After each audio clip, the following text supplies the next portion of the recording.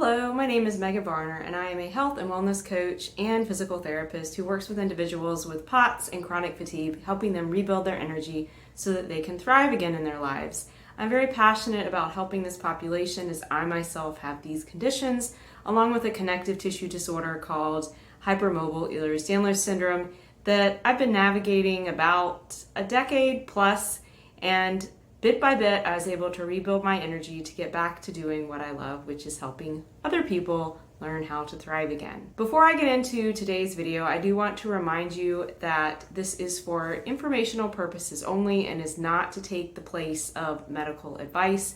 Please check with your care team before implementing any of the information that I share, as we're all on our own unique journeys. So today's video topic actually comes quite a bit from inspiration from my own journey living with POTS and chronic fatigue.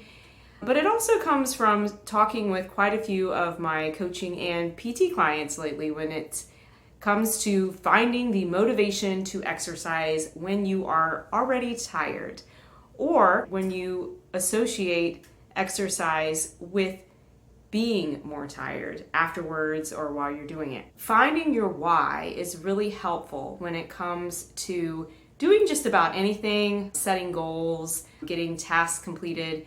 Asking yourself why, there's actually an approach, asking 7 times can be helpful. So write down on a piece of paper, why do I want to exercise? And bit by bit, you'll get to the base of why you want to.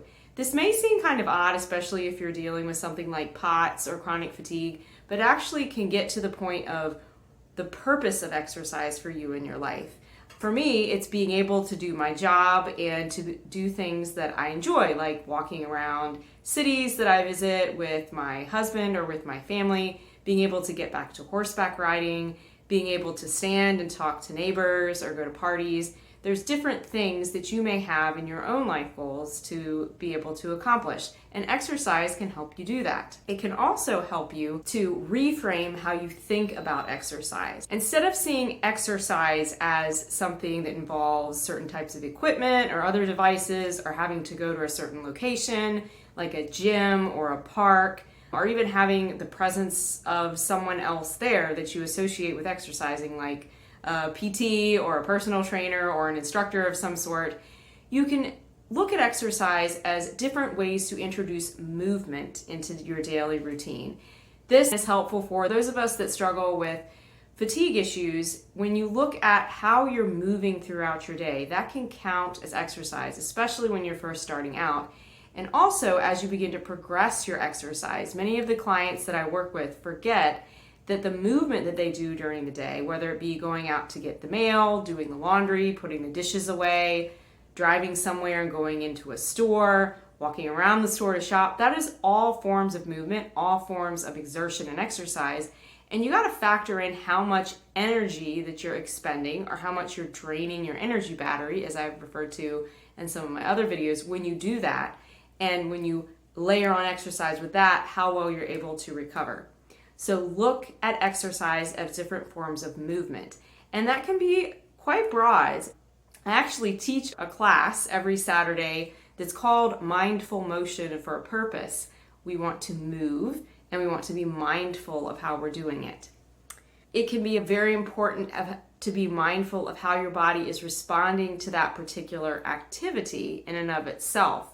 Because when we're not being mindful, we may get into a routine that we begin to associate with fatigue, which we then think, I'm not very motivated to do that because I'm going to feel tired or I'm going to be in pain. And you lose sight of that why behind the exercise, and it falls off to the back corner of things that you might do. If you've done much searching or even a little bit of searching, you've probably come across that, especially for those of us with POTS, that exercise is actually a form of managing our symptoms and rebuilding how much activity that we're able to tolerate. So it's important to keep that motivation up. Another piece about looking at exercise as movement is it can change your perspective or your mindset about it. What do I mean by that? Well, the mindset that we have towards things actually influences what's going on with our nervous system, which can influence our energy levels. So when we have a certain thought pattern like anger or frustration or overwhelm or fear, it can shift our body into more of a draining state. And this actually, you can see changes in your heart rate, in your respiration, in your heart rate variability, and what your skin temperature is, your sweating. It's really neat when you hook individuals up to different biofeedback devices, to mention that word, and see how they respond in their body when they have different feelings towards things, versus going to more regenerative emotions that are like love, joy, gratitude, appreciation, excitement, that can shift all of those physiological measurements that I just mentioned in the other direction. So changing your mindset, believe it or not, can give you a little bit of a boost to your energy or recharge that energy battery, maybe by a couple percentage points, to shift you towards being able to exercise with more energy. And needless to say, for the most part, no matter what activity you're doing, whether it be movement or cooking or cleaning or showering, when you go into that with a change in more of a positive attitude that shifts you into that more regenerative emotional state for your nervous system, it can really help you get that activity done and be more apt to do it again, or more motivated to do it again. I'm sharing all of these not without realization that it's tough to find motivation, to shift your mindset, to find movement that works for you, and to really figure out what the best approach is. I struggled with it for many years in spite of being a physical therapist. And part of it, looking back, was actually my mindset and also the approach to movement. I was very rigid in my exercise approach, thinking that I had to follow a specific protocol or specific mold with exercise regarding aerobic activity and strengthening, and was not being very mindful or kind to my body and its need to recover. So that can also be something to factor in, that if your motivation is lacking with exercise, are you allowing yourself enough recovery? That has been a huge turning point for me. And this next piece that I'll share was also a huge piece of learning to be motivated to continue to exercise, both for myself, but for some other clients that I've, recently worked with, is to think about being more motivated when you have options, to see that you do not always, again, have to fit in a certain particular idea of exercise or movement, that you can explore different things. The mindful motion class that I teach, you can join over Zoom if you're interested. I'll put a link below the video. On Saturdays is a different approach to yoga and restorative movement with some breath work involved. It's still a form of exercise and movement, and it's in a class setting. That might be where you thrive, or it might be YouTube videos, or going to a park, or joining up with a friend, or talking to a friend while you're exercising, or turning on the TV or the radio, or listening to a podcast or a movie. I like to listen to audiobooks quite often when I'm exercising. On that note, I will mention that if you decide to listen to something or have someone else there with you, be aware of how much time that you are doing that particular movement or exercise, because it's important to know what your energy budget is. I've referred to this as kind of a window of tolerance of what your activity is, where if you go way above it, you may stay really hyper aroused and have trouble coming back down into a recovery state, or if you overdo it, your body may just crumple under the amount of activity or stress that you have put it through. And this activity window of tolerance can kind of wax and wane depending upon where you are in your life. When you have a flare or when you are first learning to navigate POTS, it may be much narrower.